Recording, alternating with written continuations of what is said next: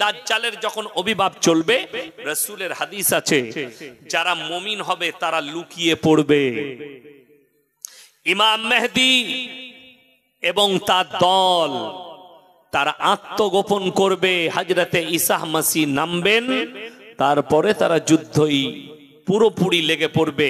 কার সঙ্গে? দাজ্জালের সঙ্গে। কিয়ামতের পূর্বে 20 কোটি মুসলমানের প্রাণহানি হবে। ইমাম মেহেদী আসার পূর্বে 20 কোটি মুসলমানের প্রাণহানি হবে। আপনি হিসেব করুন তার মধ্যে আপনার নম্বরটা আছে কিনা, তার মধ্যে আপনার পরিবারটা আছে কিনা। 20 কোটি মুসলমানের প্রাণহানি হবে। আখরি জামানায় যে যুদ্ধগুলো হবে সেই যুদ্ধগুলো কোনো সম্পদ নিয়ে নয়, সর্বপ্রথম যুদ্ধ যেগুলো হবে সেগুলো হবে ধর্মযুদ্ধ। শুরু হয়েছে না হয়নি? ধর্মযুদ্ধ শুরু হয়ে গেছে। ফিলিস্তিন, গাজা, ইসরায়েল, এদের যে যুদ্ধটা কোনো সম্পদ নিয়ে নয়, আল আকসা নিয়ে। ইসরায়েল বলছে আল আকসা আমার চাই, তবে আমি আপনাদেরকে বলছি ইসরায়েল দখল করবে আল আকসা খুব তাড়াতাড়ি, ওটাকে ভেঙেও ফেলাবে এবং ওখানে টেম্পল তৈরি হবে দাজ্জালের আমন্ত্রণে। ওই জায়গাতেই, ওই টেম্পলের সামনেই ঈসা মাসিহ দাজ্জালকে হত্যা করবেন, আল্লাহ রাসূলের হাদিস। এবং ওখানে আল আকসায় ঝান্ডা গাড়বেন, বিজয়ের ঝান্ডা। গোটা পৃথিবীতে ইসলাম প্রতিষ্ঠিত হয়ে যাবে কিয়ামতের পূর্বে। মুসান্নাফ ইবনে আবু শাইবার হাদিস, রাসূল বললেন, হে আমার সাহাবীরা শোনো, গোটা পৃথিবীর যতগুলো মসজিদ আছে সব নামাজিতে ভর্তি হয়ে যাবে। সাহাবীরা সুবহানাল্লাহ বললেন। নবীজি ইতস্ত বোধ করে বললেন, হে আমার সাহাবীরা শোনো, সেই নামাজিগুলো থাকবে সুদখোর আর হারামখোর নামাজি, তাদের মধ্যে মুমিন খুঁজে পাওয়া মুশকিল হবে। এটা রাসূলের হাদিস, মুসান্নাফ ইবনে আবু শাইবার হাদিস। আপনার চোখ দিয়ে পানি আসা দরকার। আপনি ফিতনার যুগে ঢুকে পড়েছেন, কিয়ামত আপনার দোরগোড়ায় নাড়া দিয়ে দিয়েছে। কিয়ামতের ছোট আলামতের মধ্যে মারাত্মক আলামত, মসজিদের ভেতর, মসজিদ আল্লাহর ঘর, তার ভেতরে দুনিয়াদারির কথা হবে। এখন হচ্ছে না হয়নি? কে ক অবস্থা আলু বেচেছে মসজিদের ভেতরে গল্প করছে জুম্মার দিনে, কিয়ামতের আলামত। তোর কত ধান হয়েছে, কিয়ামতের আলামত। মসজিদের ভেতরে দুনিয়াদারির কথা হবে। রাস্তাঘাটে কুকুরের মতো জিনা করতে লাগবে, মানুষ বর্বরতা হয়ে যাবে, মানুষ হিংস্র প্রাণীর থেকেও খারাপ হবে। জেনে রেখে দিবেন আমার বন্ধুগণ। তাই সকলকে অনুরোধ করছি, সকলের নামাজি হন, দিনদার হন, মুসল্লি হন, পরকালের চিন্তা নেন। আমি মরে গেলে আমার পরকালটা যেন সুন্দর হয়। তা না হলে আল্লাহ কোরআনে সূরা কাহফে বলেছেন, ইন্না জাআলনা মা আলাল আরদি জিনাতাল লাহা লিনাবলুয়াহুম আইয়ুহুম আহসানু আমালা। আমি এই গোটা পৃথিবী সুসজ্জিত করেছি আমার বান্দাদের জন্য। আমি কিচ্ছু চাই না, আমি খালি একটা জিনিস চাই, নেক আমল। কোরআনে অপর জায়গায় আছে, মান আমিলা সলিহান ফালিনাফসি ওয়া মান আসআ ফাআলাইহা। যে বা যাহারা ভালো কাজ করবে আমি আল্লাহ তাদেরকে পুরস্কৃত করব, যে এবং যাহারা খারাপ কাজ করবে তাদেরকে আমি তিরস্কার করব। আল্লাহর কাছে মুখ দেখে বিচার হবে না। ইয়াউমা লা তামলিকু নাফসুল লিনাফসিন শাইয়া ওয়াল আমরু ইয়াউমাইদিল লিল্লাহ। সেদিনের মালিক হব আমি, বাদশা হব আমি, আমি যাকে বলবো সে ছাড়া কেউ কোনো কথা বলতে পারবে না।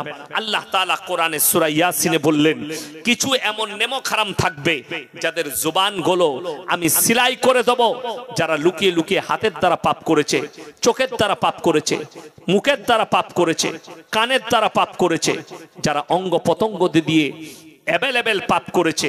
আল্লাহ তাআলা কোরআনে বললেন, আল-ইয়াউমা নাখতিমু আলা আফওয়াহিহিম ওয়া তুকাল্লিমুনা আইদিহিম ওয়া তাশহাদু আরজুলুহুম বিমা কানু ইয়াকসিবুন। আমি তাদের জবানগুলো সিলাই করে দেব কিয়ামতের দিনে। তাদের হাত কথা বলবে, তাদের চোখ কথা বলবে, তাদের ঠোঁট কথা বলবে, তাদের অঙ্গ পতঙ্গকে আমি কথা বলার যোগ্যতা দিয়ে দেব, তারা কথা বলতে শুরু করবে। আর এক জায়গায় আল্লাহ বললেন, গোটা পৃথিবীর মানুষের আমি হিসেব নেব।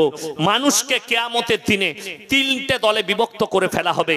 ওয়া কুনতুম আজওয়াজান সালাসা, পৃথিবীতে তোমাদের দল হবে 73টা, পৃথিবীতে অনেক ধর্মের মানুষ হবে, কিন্তু আমি আল্লাহ কিয়ামতের দিনে 3টে দলে বিভক্ত করব। ওয়া কুনতুম আজওয়াজান সালাসা, সালাসা মানে 3, আল্লাহর ডান দিক, আল্লাহর বাঁ দিক, আল্লাহর সামনের দিক। আপনি মনে ভাববেন না আমি হরিপাল থানায় মারা গেছি, আল্লাহ এখানেই দাঁড় করাবেন না। আল্লাহ গোটা পৃথিবীর মানুষকে, পৃথিবীতে কিয়ামতের ময়দান মক্কাটা নয়, মদিনা নয়, মিশর নয়, ভারত নয়, পাকিস্তান নয়, বাংলাদেশ নয়, কিয়ামতের ময়দান হবে ওই ফিলিস্তিনের ময়দানটাই হবে কিয়ামতের ময়দান, ওই আল আকসার জায়গাটাই হবে কিয়ামতের ময়দান। ওইখানেই আল্লাহ গোটা পৃথিবীর মানুষকে জড়ো করবেন, ওই জায়গায় দাঁড় করাবেন, আর আল্লাহ হিসেব নেবেন। আল্লাহ কোরআনে বললেন আমার জন্য হিসেব নেওয়া এত সহজ। ইকরা কিতাবাক কাফা বিনাফসিকাল ইয়াউমা আলাইকা হাসিবা, আমি প্রত্যেকটা নারী পুরুষের হাতে তাদের আমলনামা ধরাবো, আর আল্লাহ হুকুম দিবেন তুমি নিজের মুখে পড়ে নিজের আমলনামা শুনিয়ে দাও, তুমি তোমার পাপগুলো প্রকাশ করো। আল্লাহ যারা ডান দিকে থাকবে তাদের ডান হাতে আমলনামা, তারা হবে ভাগ্যবান। আল্লাহর বাঁ দিকে যারা থাকবে তাদের বাঁ হাতে আমলনামা, তারা হবে জাহান্নামী, তারা দুর্ভাগ্যবান। আর আল্লাহর সামনের দিকে নবী, পয়গম্বর, রাসূল, আলেম, উলামা, বুজুর্গানে তিন এরা থাকবে। ওই জন্য কোরআনে আছে এখনকার কিছু যুবক 2 দিন 3 দিন নামাজ পড়ে কি বলে জানেন? আমার মতো নামাজি নাই, আমার বাপ দাদা এত ভালো নামাজ জানতো না, বিসমিল্লাহ, আমি ভালো হাদিস জানি, আমি ভালো নামাজ জানি। আল্লাহ কোরআনে বললেন সাবিকুনা সাবিকুনা উলাইকাল মুকাররাবুন ফি জান্নাতিন নাঈম সুল্লাতুম মিনাল আউয়ালিন ওয়া কলিলুম মিনাল আখিরিন। হে আমার নবী বলে দাও তোমাদের মধ্যে থেকে অল্প সংখ্যক লোক জান্নাতে যাবে, তোমাদের পূর্ববর্তীদের মধ্যে থেকে বেশি সংখ্যক লোক জান্নাতে প্রবেশ করবে। জোরে বলুন সুবহানাল্লাহ। আখরি জামানায় খুব কম সংখ্যক লোক জান্নাতে যাবে। আল্লাহ কোরআনে বললেন বি আকওয়া বি ওয়া বারিক ওয়া কাসিম মিম মাইন লা ইউসাদ্দাউন আনহা ওয়া লা ইউনজিফুন। আমি আল্লাহ আমার জান্নাতীদেরকে যখন জান্নাতে প্রবেশ করানো হবে তাকে আমন্ত্রণ জানাবে আমার ফেরেশতারা, আর পাক পবিত্র কাটোরা দ্বারা তাদেরকে শরাবান তাহুরা পান করানো হবে। পাক শরাব যেটা খেলে, যেটা পান করলে না তোমাদের মাথা ঘুরবে, না তোমরা ভুল বকবে, না তোমরা অজ্ঞান হয়ে পড়বে। আজকে দেখুন, আমি মাঝে মাঝে মোবাইলে দেখি রাতের বেলায়, আমাদের দেশে একজন বাবা আছে, বড় বড় চুল, খুব সুন্দর কথা বলে, তার কথাগুলো ভালো লাগে আমার। মানে তার মজমাই লোক আসে, সবাই মাইক নিয়ে প্রশ্ন করে বাবা হামারা ঘর মে ইয়ে সমস্যা হ্যায় আপ ইসকে হাল বল দিজিয়ে। উনি বলেন যে এইভাবে চলবে, এইভাবেই করবে। তো একজন জিজ্ঞেস করছে বাবা हम दारू पीते हैं, दारू कैसे छूटे? बोले छोड़ दो छूट जाएगा। तो से बोलचे मैं दारू पीता हूं, अभी भी पी के रखा हूं। बोले अरे तुम दारू पी के हमारे मजमा में आ गए। এই বাবাকে একটা ইন্টারভিউ ডেকেছে, কয়েকজন মহিলা আছেন, বাবা একা বসে আছেন। তো বাবার সঙ্গে প্রশ্ন উত্তর হচ্ছে তাদের। একজন ভদ্র মহিলা তিনি প্রশ্ন করছেন বাবাকে, आप लोग बोल रहे हैं कि ये मत करो वो मत करो, आपको कैसे पता चलेगा मैं कैसे औरत हूं?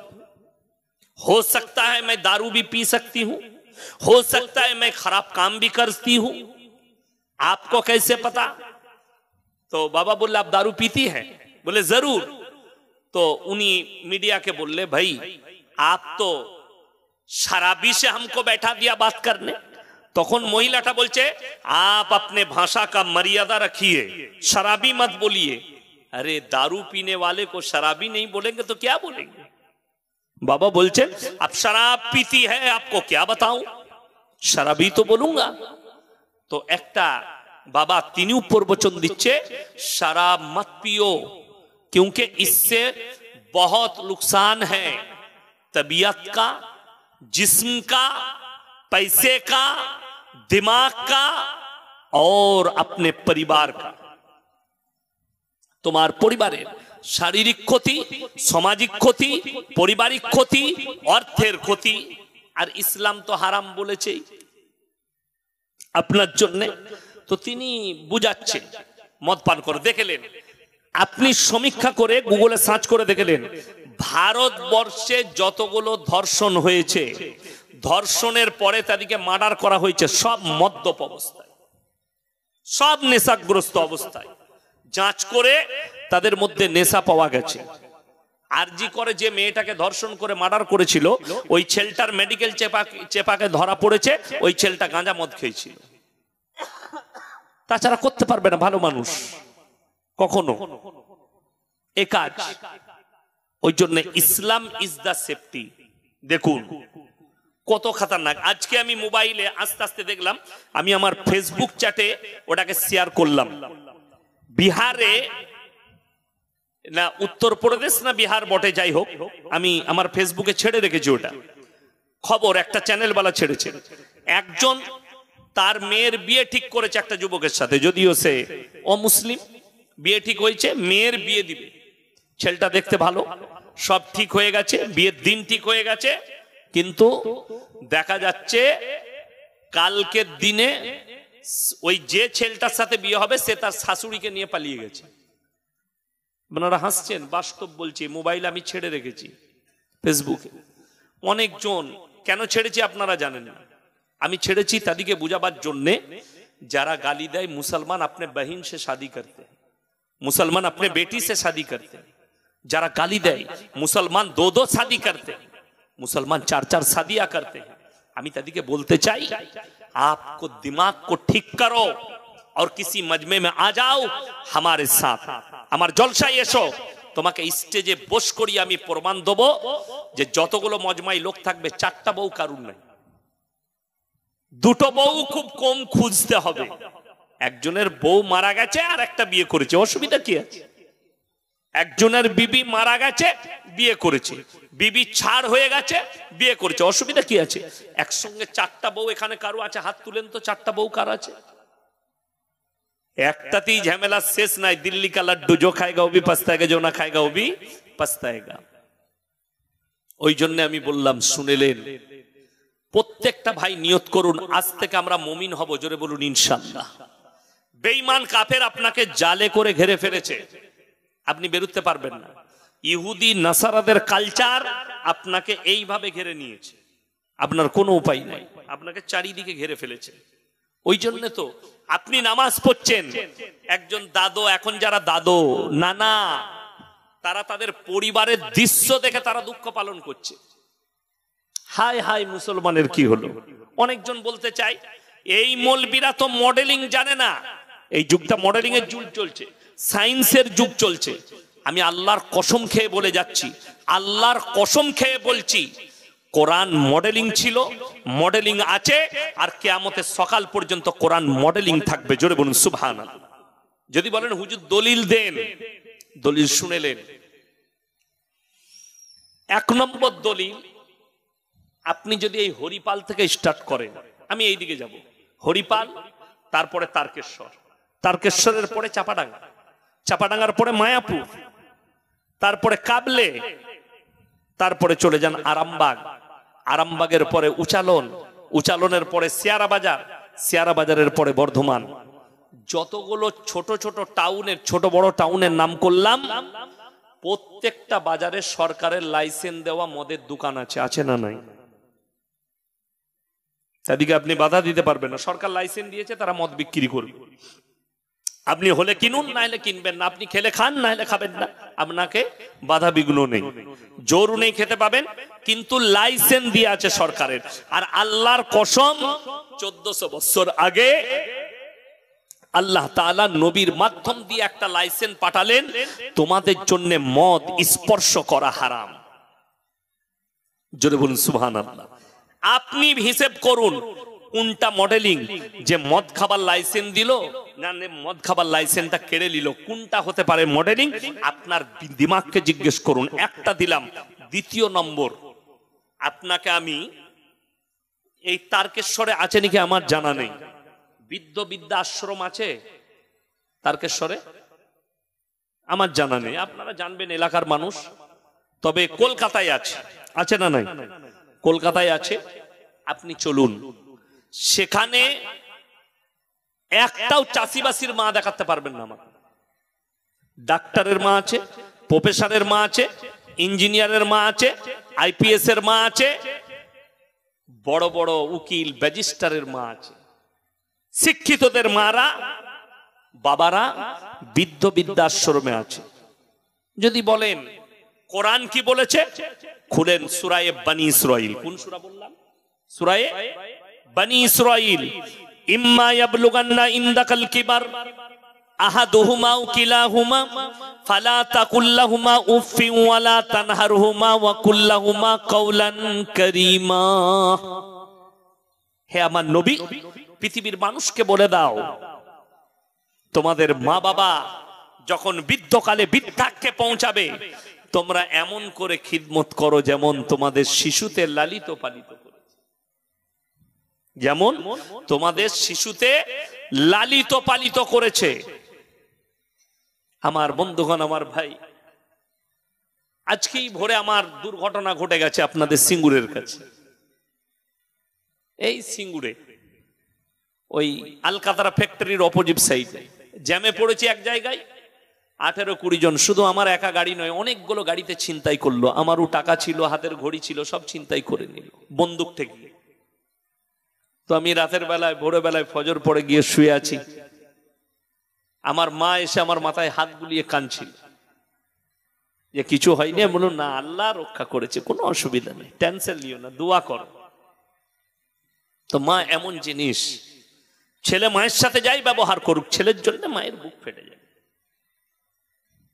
আমার বন্ধুগণ, আমার ভাই, বড় কষ্ট লাগে যখন কোনো সন্তান তার মা বাপের কদর বুঝে না। ওই জন্য আল্লাহ কোরআনে বলেছে, উফফিউ ওয়ালা তানহারহু ওয়া কুল লাহুমা কাওলান কারীমা। তোমরা তোমাদের মা বাবার খিদমত করার জন্য শব্দটুকু ব্যবহার করো না। বুড়িগুলোকে নিয়ে, বুড়ো বুড়িটাকে নিয়ে খুব কষ্ট হচ্ছে। অনেকজন বলে না, ধিৎকারে, বিছনে একবার পেশাব করেছে, প্রতি মাসে মাসে মায়ের 1000 টাকার ওষুধ লাগছে, প্রতি মাসে মাসে বাপের ওষুধ লাগছে, বুড়োটাকে নিয়ে চলে গেলাম। এই যে শব্দ, আপনার ঈমান, আমল, আখিরাত সব বরবাদ। আপনাকে খালি ভাবতে হবে, আমার মা যখন আমাকে লালিত পালিত করেছে, কোনোদিন আমার মা কি ভেবেছে, আমার মা কোনোদিন কি ভেবেছে যে আমার ছেলে যখন এত পেশাব করছে একে আর রাখবো না, ফেলে দিই? কোনোদিন ভাবেনি। তুমি বাপের কোলে 5 বার পেশাব করেছো, বাপের কোলে পায়খানা করলে বাপ হেসেছে, আমার সন্তান আমার কোলে পায়খানা করেছে। বন্ধু বান্ধবের কাছে গর্ব করেছে, জানিস আজকে আমার বেটা আমার কোলে মুতে দিয়েছিল, বলে না, বলে না, গর্ব করে। সেই বাপ একবার বিছানায় পেশাব করেছে, তুমি তার মর্যাদা রাখতে পারলে না। তুমি জান্নাতের আশা করো, তুমি পরকালে জান্নাতে যাবার আশায় বসে আছো না। একমাত্র সেই বাপের কথা মানা যাবে না। কোন বাপ যদি আল্লাহ বিরোধী কাজ করতে বলে, সেই কথাকে অস্বীকার করা চলবে। আল্লাহ বিরোধী, রাসূল বিরোধী কাজ যদি বলে। আমাকে আমাদের বর্ধমান জেলার একটা ছেলে ফোন করেছিল, যে হুজুর, আমাদের একটা লোহা লাকড়ের দোকান আছে, অনেক কিছু যন্ত্রপাতি বিক্রি হয়, তো আমার আব্বা বলেছে বিশ্বকর্মা পূজার আগের দিনে ধুবি, কালকে বিশ্বকর্মা পুজো আছে। আমি বললাম, এই কাজটা শিরকের কাজ, এই কাজ তুমি করো না, এটা করা যাবে না। আর বাপ বলেছে, যদি না করো তুমি অন্য জায়গায় কাজ করো, আমার সাথে রাখবো না। আমি বললাম, তোমার অন্য জায়গায় কাজ করা ভালো, কিন্তু তোমার বাপের এই হুকুমটা মানাটা গুনার কাজ। অনেকজন বলবেন, হুজুর কোরআনের দলিল আছে, দলিল আছে।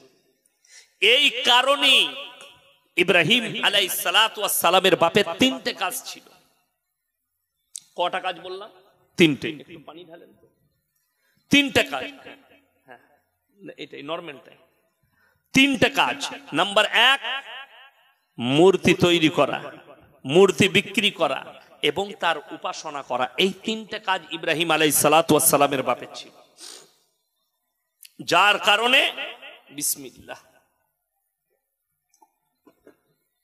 আলহামদুলিল্লাহ, ইব্রাহিম আলাইহিস সালাতু ওয়াস সালাম তিনার আব্বাকে দাওয়াত দিলেন, কি বলে? ইস ক্বালা লিআবিহি ইয়া আবাতি লিমা তা'বুদু মা লা ইয়াসমাউ ওয়া লা ইউবসিরু ওয়া লা ইউগনি আনকা শাইয়্যা। হে আমার আব্বাজান, আপনি যাদের উপাসনা করছেন সে হাত পা নাড়তে পারে না, কথা বলতে পারে না, নিজস্ব কোনো যোগ্যতা নেই, আপনি কেন এদের উপাসনা করছেন? আপনি আমার আল্লাহকে বিশ্বাস করুন। ইব্রাহিম আলাইহিস সালাতু ওয়াস সালাম উনার আব্বা দাউদকে কবুল করেননি।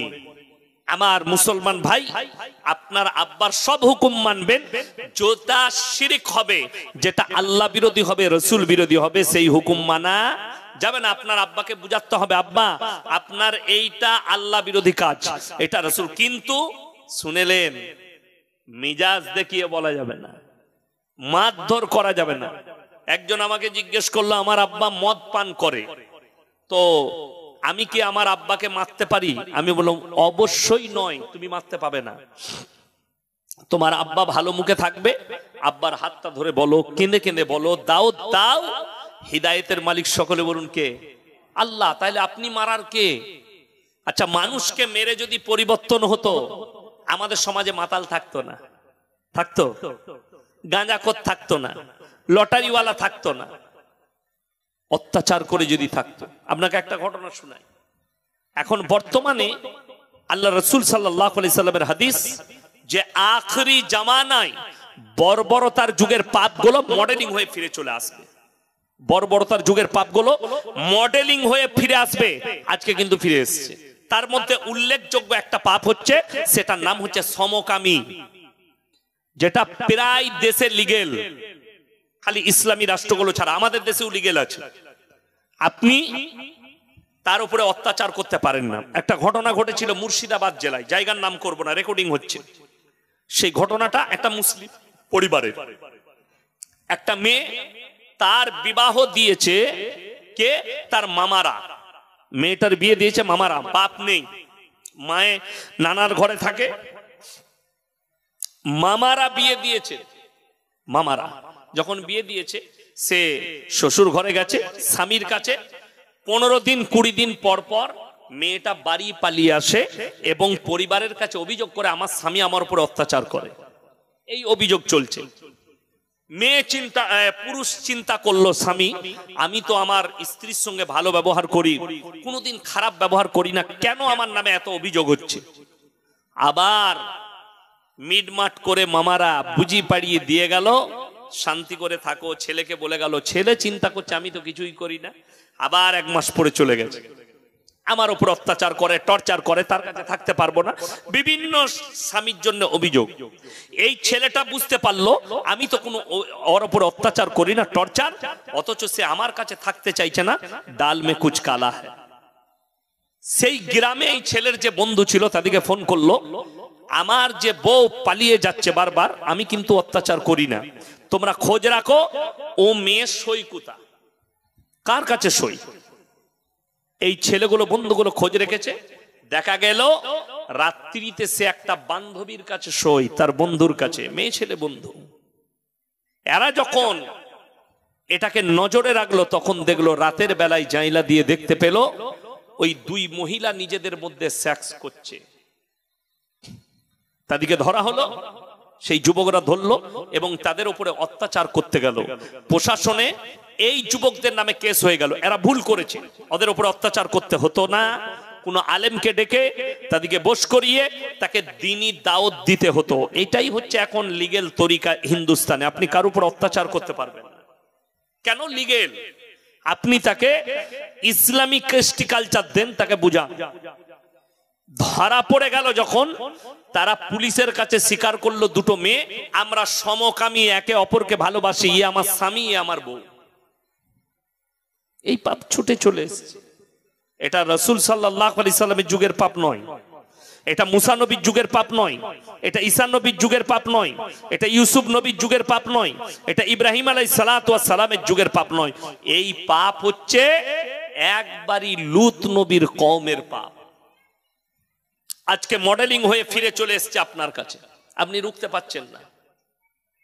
এবং এই পাপে যুক্ত হচ্ছে কারা বেশি? ওই সমস্ত যুবকরা যারা শিক্ষিত যুবক যুবতী আছে, তারাই বেশি ফেঁসে যাচ্ছে। এখন বর্তমানে মুসলমানের কাছে সব থেকে বড় পাপ ভারতে যেটা ছুটছে, সেটা হচ্ছে লোকের বউকে নিয়ে পালিয়ে গিয়ে ঘর করা। আমি এখনই শোনালাম একটা অমুসলিমদের ঘটনা, জামাইয়ের সাথে পালিয়ে গেছে, এইরকম আপনি ভাববেন না শুধু অমুসলিম নয়, মুসলিমদের মধ্যেও আছে। সব ধর্মে ভারতে একটা এরকম নতুন পাপ ছুটছে, লোকের বউকে নিয়ে পালিয়ে যাও, ঘর করো।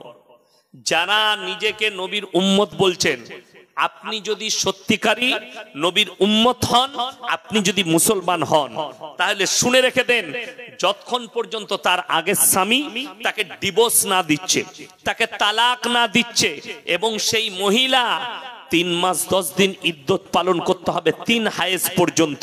স্বামী মারা গেলে 4 মাস 10 দিন, এবং ডিভোর্স হলে 3 হায়েজ 3 মাস 10 দিন, তারপরে অন্য স্বামী গ্রহণ করতে পাবে। এটা লিগ্যাল প্রসেসিং কিসের? ইসলামের। এইটাই হচ্ছে লিগ্যাল। আর কেউ যদি কারুর স্ত্রীকে নিয়ে পালিয়ে যায়, আমি চ্যালেঞ্জ ছুড়ে বলে যাচ্ছি, গোটা পৃথিবীর মৌলবি যদি এক কাছে হয়ে নিকাহ পড়ায়, নিকাহ হবে না, হারাম। বাচ্চা হলে হারাম বাচ্চা জন্মাবে। বর্তমানে যিনি পৃথিবীর শ্রেষ্ঠ মুফতি, তার নাম হচ্ছে মুফতি তাকি উসমানী, পাকিস্তান। যিনি পাকিস্তানের জাস্টিস, তিনি কি বলছেন জানেন? একটা বক্তব্যে, अल्हम्दुलिल्लाह, के आखिरी जमाने में रसूल ने फरमाया पूरे दुनिया में, आलम में हराम औलादों से भर जाएंगे। শুধু ভারতে নয়, শুধু আপনার আমার মধ্যে নয়, গোটা দুনিয়াতে, বাংলাদেশ, পাকিস্তান, আরব, কুয়েত, কাতার, লেবানন, জর্ডান, মিশর, সব জায়গায় হারাম আওলাদে ভরে যাবে। এই হারাম আওলাদ গুলো প্রমোট হবে কি করে? নাম্বার 1, লোকের বউকে নিয়ে পালিয়ে গিয়ে শরীয়ত মনে করে এরা কি করবে? বসবাস করবে। এরাই হবে দাজ্জালের সৈন্য, এবং এদের আওলাদ গুলো হবে হারাম আওলাদ, যেহেতু এরা এটাকে লিগ্যাল মনে করবে। নাম্বার 2, আজকে আমি ইয়াসিন জলসা করতে এসেছি, আমাকে যদি ইনি জিজ্ঞেস করেন, ভাই আপনার পরিচয় কি, আমি আমার বাপের নাম বলবো না মায়ের? কথা বলেন। বাপের, আব্বার নাম বলবো। আমি মওলানা শওকত আলী মাজাহিরির ছেলে। আমি যদি ইনাকে জিজ্ঞেস করি আপনি কে, ইনি ইনার বাপের নাম বলবে না মায়ের? বাপের, আব্বার নাম বলবে। যদি কারুর বাবা মারা যায়, তাও আমরা কি বলি? আমি মৃত অমুকের ছেলে, বলে না? বলে না? আমি মৃত অমুকের ছেলে। আমার বন্ধুগণ ভালো করে বুঝবেন, খুব সূক্ষ্মভাবে বুঝাচ্ছে। আল্লাহ তাআলা ইনসানের যে পরিচয় ঘটালেন, ওটা বাপের দ্বারা, আর জানোয়ারের যে পরিচয় ঘটালেন, মায়ের দ্বারা। আপনাদের এখানে ছাগল আছে না নাই? কথা বলে না? আছে। ছাগলের ছানা হলে পাঁটার ছানা বলেন না ছাগলের? গায়ের বাচ্চা হলে ষাঁড়ের বাচ্চা বলেন না গায়ের? গায়ের। অর্থাৎ জানোয়ারের পরিচয় আল্লাহ ঘটিয়েছে মায়ের দ্বারা, আর ইনসানের পরিচয় ঘটিয়েছে বাপের দ্বারা। যুগের শ্রেষ্ঠ ইমাম, ইমাম আবু হানিফা রাহিমাহুল্লাহ, তার কাছে একদল মহিলা এসে প্রশ্ন ছুড়লেন, হে যুগের ইমাম, আপনি আমাদের প্রশ্নের উত্তর দেন। মহিলারা পর্দায় দাঁড়িয়ে, তোমাদের প্রশ্ন কি আছে? একটা পুরুষ শরীয়তে ইসলামে 4টা বিয়ে করতে পাবে, কিন্তু একটা মহিলা কেন 4টা স্বামী রাখতে পাবে না? উনি বললেন, কালকে ফজরের পরে এসো, তোমাদিকে বলবো, চলে যাও। তারা চলে গেল। উনি খুব চিন্তিত। এখন দেখুন, অনেক জনের মনে প্রশ্ন হবে শিক্ষিত লোকদের, ইসলামে হুজুর 4টা বিয়ে কেন জায়েজ হয়েছে? আল্লাহ তাআলা গোটা পৃথিবীর বায়োডাটা কোরআনে ভরে দিয়েছেন। কিয়ামতের সকাল পর্যন্ত কতগুলো পাপ আসবে আর কত রকমের পাপ আসবে, এগুলোকে ট্যাকেল দিবার জন্য কোরআন আর হাদিস রাসূলের সব সময় দাঁড়িয়ে আছে। জোরে বলুন সুবহানাল্লাহ। আমার বন্ধুগণ, আমার ভাই, 4টা বিয়ে। আচ্ছা বলুন তো, আপনি ইমাম নাকি? আচ্ছা আচ্ছা, পাশে হাফেজ সাহেব। দেখুন আমার ভাই, খুব ইমানদারির সঙ্গে বলবেন, 4টা বিয়ে করা ইসলামে জায়েজ আছে, হুকুম আছে? কথা বলেন। হুকুম নেই, জায়েজ আছে। কি আছে? জায়েজ আছে, কিন্তু হুকুম নেই। হুকুম পরিস্থিতির ওপরে তৈরি হবে। হুকুম কিসের ওপরে তৈরি হবে? পরিস্থিতির ওপরে। পরিস্থিতিটা কি কি আপনাকে বলে দিই, লিগ্যাল পরিস্থিতি কি। আপনার স্ত্রী বন্ধা, বাচ্চা হচ্ছে না, ডাক্তারে বলে দিয়েছে আর বাচ্চা হবার সম্ভাবনা নাই, যেটাকে আমরা বাঁজা বলি, বাঁজা বলি না, বাঁজা, বাচ্চা হবে না, তখন আপনি নিজের বংশ বিস্তারের জন্য দ্বিতীয় বিবি গ্রহণ করুন। আমার বন্ধুগণ, কোন ছেলে, কোন পুরুষ সে যদি দ্বিতীয় বিবি গ্রহণ করতে চায়, তার আগের স্ত্রীর কাছে অনুমতি নিতে হবে না, হবে না? আচ্ছা, এরকম ভালো বউ কারুর আছে যে বলবেন আমি কালকে বিয়ে করব, তোমাকে চুমু খাবে না, ঝাঁটা করে মারবে? পৃথিবীর কারুর বিবি হুকুম দিবে না। ওই জন্য শরীয়ত বুঝতে হবে। ইসলাম বলছে বিবির কাছে অনুমতি নেবার কোনো প্রয়োজন নাই, বিবিটা রুকাওয়াট নয়। দ্বিতীয় বিয়ে করার জন্য বিবির অনুমতি লাগবে না, তুমি এমনি বিয়ে করতে পারো। অনেকজনা মনে মনে ভাবছেন এতদিন একটা ভালো হুজুর পেয়েছি, কালকে বিয়ে করলুব, তুইও মার খাবি আমিও খাবো। এটার মানে এটা নয় যে তুমি বিয়ে করতে পাবে বিনা দ্বিধায়। বাধাটা ইসলামের শরীয়তে কোথায়? বিবির কাছে নয়, বাধাটা হচ্ছে তুমি যদি দ্বিতীয় বিবি গ্রহণ করতে চাও, তুমি নিজের দিলকে জিজ্ঞেস করো, তুমি যদি দুটো বিবিকে সমান চোখে দেখতে পারো তবে তুমি দুটো গ্রহণ করো। তোমার মন যদি বলে আমি দুটো বিবিকে সমান চোখে দেখতে পারবো না, তোমার জন্য একটাই বিবি যথেষ্ট।